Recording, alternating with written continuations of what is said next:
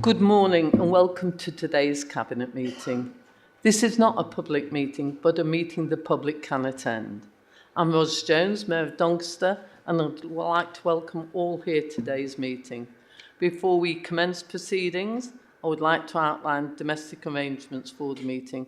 We are not expecting a fire practice today. If the alarm sounds, please leave the building and assemble the other side of the water in front of Cass. This meeting will be recorded and published on the Council's website. By entering the Council chamber, you are accepting that you will be recorded and your images will be retained and broadcast by the Council. If anyone intends to record today's meeting, please ensure this does not disturb the conduct of the meeting. Please ensure that your mobile phones are switched to silent mode. Thank you. I will now commence the meeting. Item 1. Apologies for absence. I have an apology from Councillor David Nevitt. Are there any further apologies for absence, please? Rihanna Nelson, Chair. Thank you, Rihanna Nelson. Chris Margrave, Chief Exec, St Lydia Homes, Chair. Chris Margrave. And Phil Holmes. Phil Holmes, thank you. Item 2, exclusions of the public and press. There are no items on the agenda where the public and press are to be excluded. Is that agreed? Item 3, public statements and questions. I've received one question from Councillor Carl Hughes in relation to agenda item 6, Quarter 1 Finance and Improvement Report, specifically regarding the dedicated schools grant. Councillor Hughes, would you like to read out your question, please? Thank you, Mayor Jones. Mayor Jones, with Doncaster's DSG deficit already standing at, and you obviously corrected me, 37.6 million as of the 31st of March 2025, and a further in-year DSG overspend of 17.1 million now forecast for 25-26, alongside a general overspend of 6.6 million, what specific measures are you taking to prevent these spiralling deficits from overwhelming the Council's finances, especially given the statutory override only delays the impact until 2028? Thank you. Thank you for your question, Councillor Hughes. Like most councils across the country, Doncaster are currently dealing with significant challenges around high needs funding. This is a direct result of increased demand and complexity.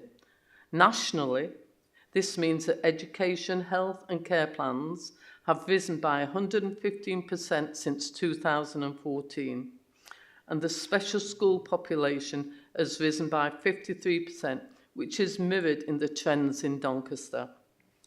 It is estimated that the national deficit will be around 5 billion by the end of the financial year, with 65% of councils across the country being at risk of not setting a balanced budget when the override ends in 2028. I must point out that your figures are incorrect. Doncaster's outturn at the end of 24-25 was 37.6, not 39.2, which is what I've been given from yourself. This national crisis is the outcome of significant flaws in national government policy. The 2015 legislation allows an EHCP to be awarded where a child or young person may have a special need, and, once assessed, there is a requirement to deliver against this. Where a local authority does not agree with this decision, this can be challenged through tribunals, which have increased by 400% since 2014, and 98% find in favour of the parents. Therefore, there is very little scope for challenge. Recent national reports have set out the complexity that faced councils as they delivered the legislation, noting the National Audit Office states in 2024 that the department did not fully assess the likely financial consequences of the 2014 reforms. And as stated by the Education Policy Institute last year, it is unclear how it is possible to make savings within a framework in which local authorities have a legal duty to meet rising demands. In Doncaster, we have worked hard to limit these impacts, opening new specialist provision and focusing more effort on supporting schools to meet needs at an earlier point, alongside developing strong scrutiny and monitoring processes. This has reduced the predicted growth to the deficit to the current financial figure of 37.6, projected to increase to 54.8 by 31st of March 2026, which is lower than the originally predicted DFE figure of 59 million for March 26.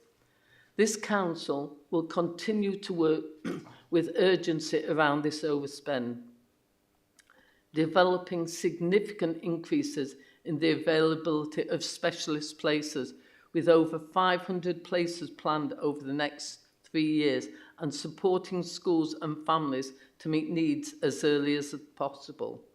We have established an efficiency group to look at how we can drive down the overspend, which is chaired by a service director reporting directly into the executive leadership. We did the same a couple of years ago around the General Fund, which was effective in reducing overspend. The government will publish a schools white paper in autumn 2025, outlining its plans for special education needs and disabilities and how to tackle the issues that we are facing. This paper will detail the government's approach to improving the SEND system and make it more inclusive. We understand that the proposed legislation will seek to repair the policy framework which created this problem and will seek to invest more in mainstream schools. Thank you for your question, Councillor Hughes. I will ensure all councillors are kept up to date in relation to DSG once we have the schools white paper published in the months ahead. Councillor Hughes, would you like to ask a secondary question, please? Yes, please, Mayor Jones. Thank you. There is no indication that the upcoming schools white paper will deal with the DSG deficits directly. What is more likely, as this report quotes, this paper will detail the government approach to improving the SEND system and making it more inclusive, meaning even higher spending may be required. With both Rotherham and Barnsley councils forecasting their DSG's deficits to be zero by end of March 2028, CDC forecasts in this report, in the table at section 160, that its own DSG deficit will be in the region of 95 million by March 2028. Can Mayor Jones please explain this massive disparity in deficits and explain how she would lawfully balance the books at the 2028 financial year end and avoid the issue of a section 114 notice once the statutory override is lifted? Thank you. I will ask finance officers to respond to this. Thank you. Thank you. Historically, there's been different mechanisms to support councils in terms of the dedicated schools grant deficits. In previous years, there was a programme called the Safety Valve programme, which was provided to some councils, and but they needed to kind of follow a programme, follow a plan. But in those cases, the deficit was removed. Rotherham and Barnsley have both been part of that Safety Valve programme. When the dedicated schools grant increased for Doncaster, which was slightly, we lagged behind some of the other councils, and we were part of the Delivering Better Value programme, which was kind of like the next level down. So because our dedicated schools grant was slightly lower than some of the others at the time, we were in the Delivering Better Value rather than the Safety Valve, which Rotherham and Barnsley were part of. So the Delivering Better Value, I think we received about £1 million grant, and we've been using that really productively in terms of actions and activities to reduce it. But we haven't been in the situation where we've received money against our deficit like some others have. So that explains that disparity between probably us and nearby councils. Thank you. Mayor Jones, can I just make Excuse me, please. Damien, would you like to come in also? Yeah, thank you, Mayor. Thank you, Faye. So those two mechanisms that were subject to the previous government's intervention to support local authorities and are really important. It was recognised that, I think you used the word lag, the growth and the development, in other words, the progression of that demand and its impact on local authorities was differential by definition. So the government previously applied those two mechanisms. If you were in dire straits, as Rotherham and Barnsley were, then you were in the safety valve. That then wrote off your deficit. So the assumption in your question that there's some sort of comparative equity, if you like, in terms of the performance of those local authorities has to take into account the fact that they've already had their deficits removed. Of course, the other thing, of course, is they're also faced with the same trajectory in terms of demands on their current budgets as well. The other point which you raised, which I can't really inform because obviously it's subject to government white paper and whatever comes, but I did have a conversation with the Director for Children's Services before she went on annual leave. My understanding, and obviously it's subject to whatever government come out with, is that there will be a mechanism to identify the reduction in the deficits before the statutory override comes into or ceases to have its current term. So, because the big challenge for the government is how do you address where the differential landscape is of deficits, that 5.8 billion across the country, whilst putting in place new policy that ought to differentiate better and reduce the escalation in demand that we're seeing at the moment. That's not easy to do, but they will have to address that. The third element in all of that is individual parents whose children are already in the system who have got baked in costs through to the end of their statutory period. So this isn't a simple solution or necessarily a decision that is easy to make in one go. It needs to be worked through.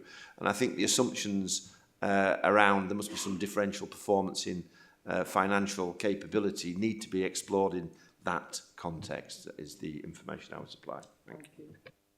Okay. Mayor Jones, can I just... Sorry. Can I just... You obviously, Actually, you've asked your question and asked your supplementary. it's about a misquote. That's all. You pulled me upon my misquoting here, and what Betfaye and the executive What we'll said. do is we'll get it written for you, so you've got the answer in writing also. Okay? You won't let me correct the misquote? No, you've had your supplementary question. They will answer what was said. If you want to leave your supplementary so it's specific what you said, because we've got to move on. But thank you for your question. I understand that. Thank you. The answers were incorrect. Thank you. I'm going to move on. Thank you. So we move on to our declarations of interest, please. Item 4. Are there any declarations of interest, please? No? Thank you very much. Item 5, decision records from the meeting on the 13th of August 2025. These have been previously circulated and are for noting only. Agreed? Item 6, 25-26 Quarter 1 Finance and Performance. I'm pleased to present this quarter's performance report, which reflects both the progress we've made and the challenges we face. Doncaster continues to make strong progress across a wide range of services. Highlights this quarter include the delivery of over 240 energy efficiency measures, nearly 400,000 trees planted, and at the end of quarter 1, we had 60 people who are active participants on the Pathways to Work and a further 86 people engaged who we are working with to move on to the programme.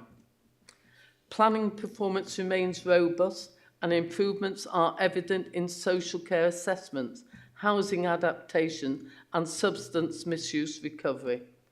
Cultural services, childcare sufficiency and volunteering are all on track, and all 7 parks submitted have retained their green flag status. Our HR services are also showing positive momentum. Recruitment activity has increased significantly, supported by refreshed processes and national campaigns. Staff engagement remains high, with strong retention rates and active staff networks. Continued investment in training, well-being and recognition is helping to build a resilient and future-ready workforce. However, some areas require continued focus. Fly tipping response times have been affected by staff shortages. Challenges persist in education, with rising elective home education rates and the increasing number of children with an education and healthcare plan and its associated costs. Rough sleeping has increased and external residential placements remain difficult to source.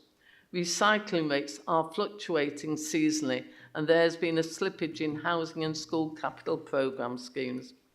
The finance position remains a challenge and based on current information at Q1, a 6.6 overspend is projected for the year.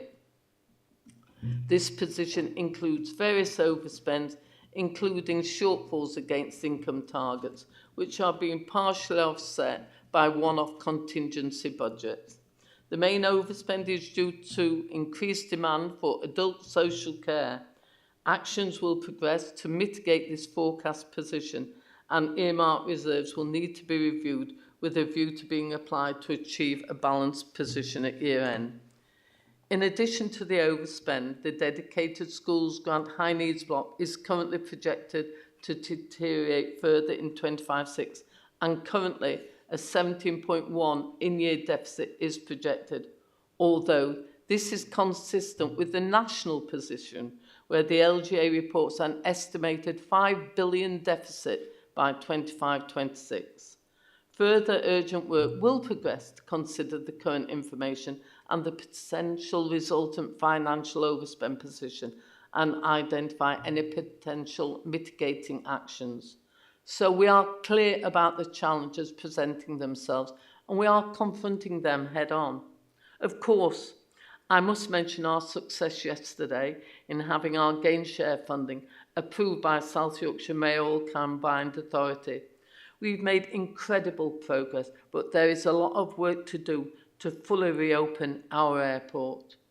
I will ask Cabinet members to indicate by raising their hand if they wish to ask any questions in relation to this item. Does anyone wish to make a statement? James. Thank you, Chair. The Planning Advisory Service peer review took place yesterday following funding from the Ministry of Housing, Communities and Local Government. This followed funding in 2022 for open digital planning. Hopefully the review will recognise the excellent work within our planning services. Also, if I may, Chair, on Monday, groundbreaking ceremonies are taking place at Bentley and Rosington, and this investment will be a much needed improvement in facilities, state-of-the-art health centres in Rosington and Bentley. They will make a difference within our community, so I'm really pleased to see that. That is £11 million of investment.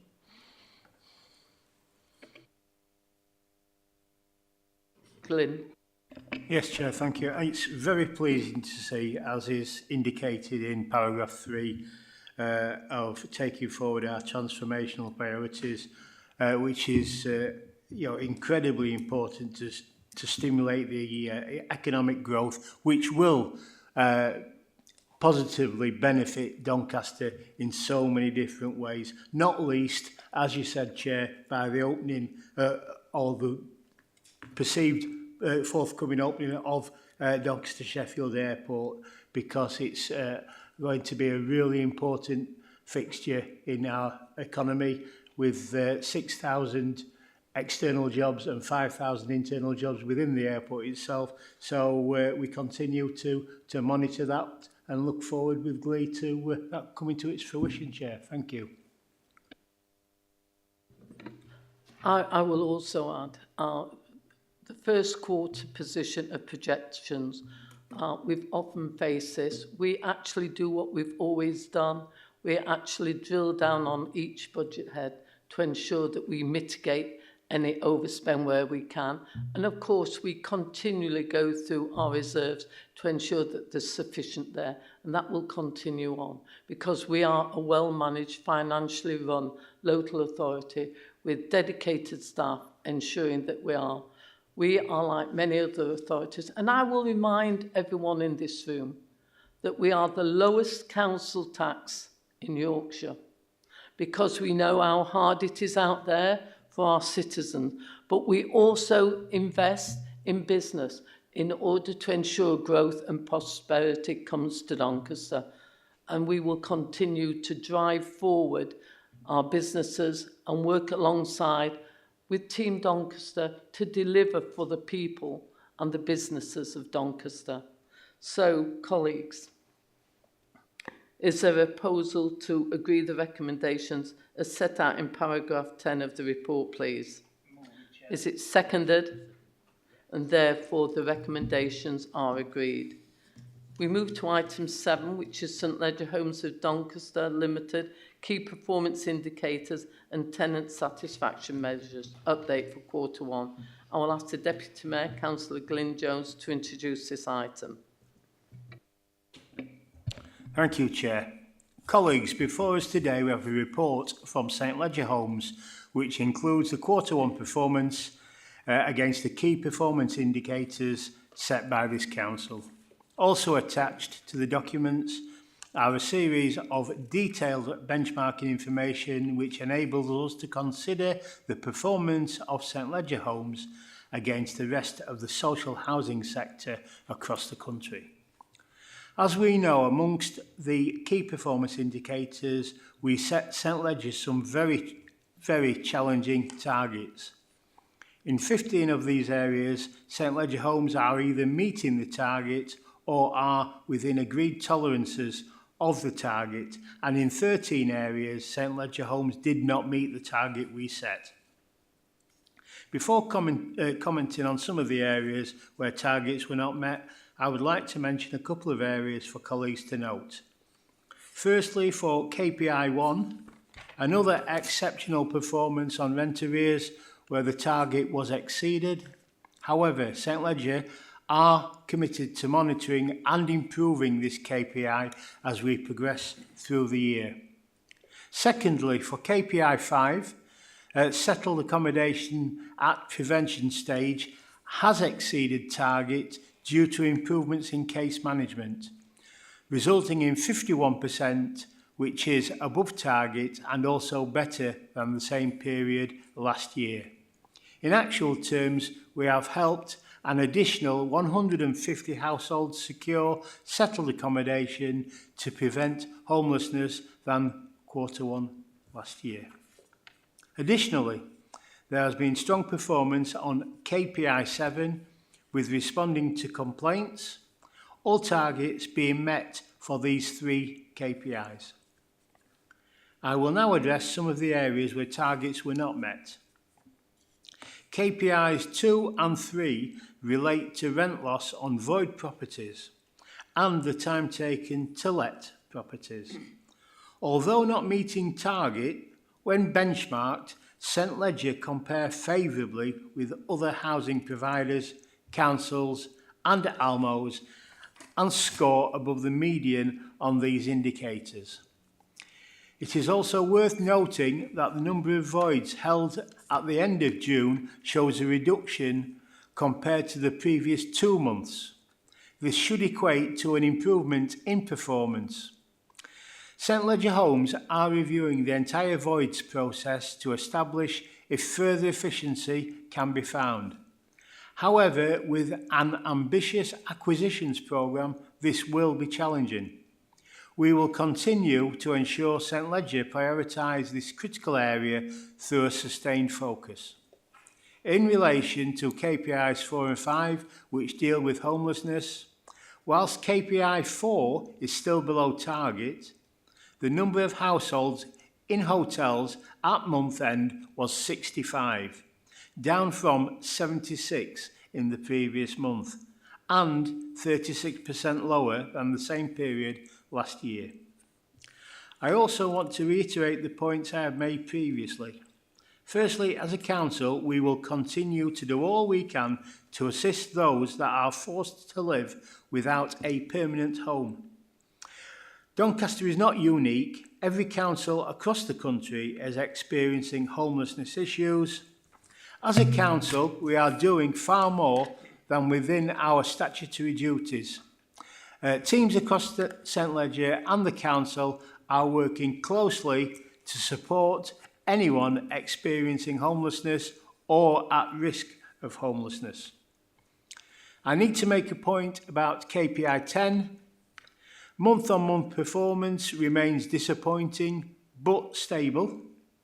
St Leger are experiencing a continued and sustained high demand for the repairs service.